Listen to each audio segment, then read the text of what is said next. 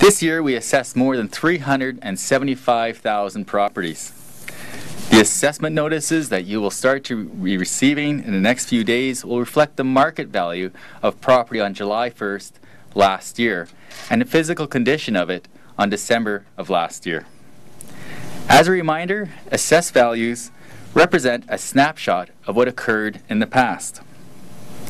Between the summers of 2014 and 2015, Edmonton's economy continued to move forward. Even with the recent developments in the oil industry. Major factors that contributed to the local economy were strong gains in employment and income, high net migration, and low mortgage rates, all of which created a high demand for housing in Edmonton. City assessors saw this within the real estate market, which in turn is reflected in the assessed values. For typical single-family homes, the increase in value came to 1.7% between July 2014 and July 2015. Values of other types of property also increased. Condominiums, townhouses, and duplexes increased 4.8%, apartments 9%, and commercial and industrial properties just over 0.5%. Individual properties did not all increase at the same value. Residential neighborhoods also saw fluctuations.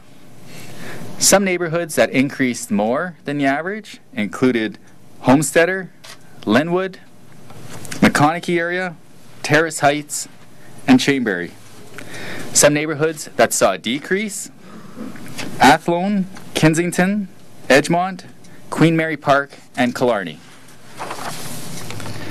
The typical single-family detached home is now valued at $408,000. So Rod, a lot of people might be looking at these numbers going, the city's out to lunch, the economy is slower, they might say people are being laid off.